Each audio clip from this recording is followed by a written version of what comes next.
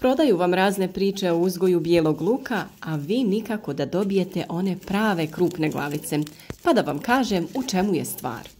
Bijeli luk duže vremena zauzima prostor za uzgoj, pa se tlo mora kvalitetno pripremiti. Kod uzgoja svih biljaka sve je u tlu i njihovoj pripremi i nemojte da vas uvjeravaju u drugo jer nećete imati rezultate.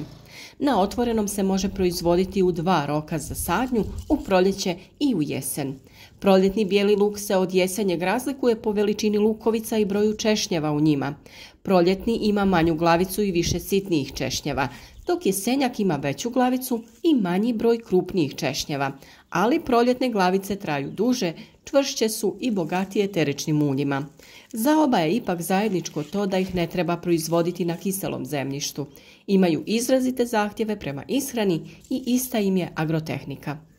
Preporučljivo je saditi bijeli luk 25 do 30 dana prije početka stalnog hladnog vremena. Tokom ovog perioda moći će se ukorijeniti, ali stabljike i listovi se još neće pojaviti. Gredice se pripremaju 7 dana prije sadnje bijelog luka. Smjer kreveta treba biti od sjevera prema jugu. Tada će se zemlja što je više moguće zagrijati i u jesen i u proljeće. Birajte mjesta koja su dobro osvjetljena i nisu zasjenjena drugim visokim kulturama. U suprotnom, glavice bi mogle biti male. Prvo što smo mi učinili jeste dezinfekcija lukovica kako bi ih zaštitili od štetnika i bolesti. Koristi se 250 grama pepela koji se otopi u 5 litara vode. Potapanje lučica traje kratko, samo 10 minuta. Poslije ovog procesa prosuše se na osunčanom mjestu, a kada su tretirane na ovaj način biti će dezinficirane. Pepeo će djelovati kao stimulans rasta, tako da će biti obogaćene i mineralima iz pepela.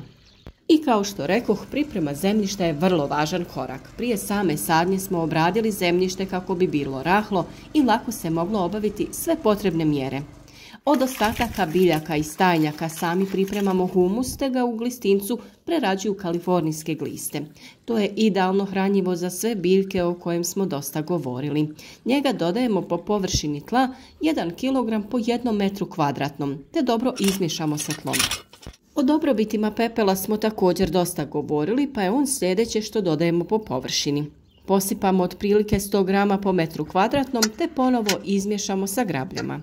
Naime, pepeo sadrži 2 glavna hranjiva elementa što su fosfor i kalij, druge makroelemente poput kalcija i magnezija te neke mikroelemente poput bakra i cinka.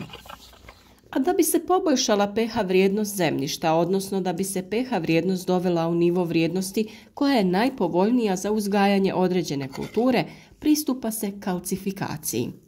Kalcifikacija je agrotehnički zahvat kojim se u zemljište unosi materijal koji sadrži kalcij i magnezij, a što dovodi do smanjenja kiselosti zemljišta.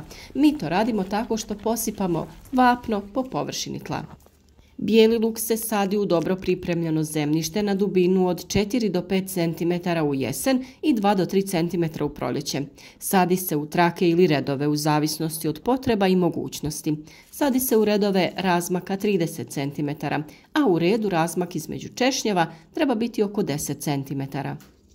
Bijeli luk niče na temperaturi od 3 do 5 stepeni, a razvijena biljka je otporna na niske temperature čak i do -30 stepeni Celzijusa. Optimalna temperatura za rast je od 17 do 20, a u fazi dozrijevanja lukovice potrebne su temperature od 25 do 30 stepeni. Luk ima izrazite zahtjeve prema azotu ili dušiku, koji najviše iskorištava, a koji se i najviše ispira u zemljištu. S druge strane, prilikom dozrijevanja lukovica, kao i mnoge druge biljke, tako i bijeli luk ima veće potrebe za kalijem i fosforom koji su zaduženi za formiranje krupnih i čvrstih glavica luka. Najjednostavniji način da mu se to osigura jeste primjena pepela. 250 grama pepela otopi se u 10 litara vode. Sve se dobro promiješa i ostavi na sobnoj temperaturi oko 3 dana. Najbolje bi bilo koristiti ga prilikom zalijevanja ili prskati folijarno preko lista.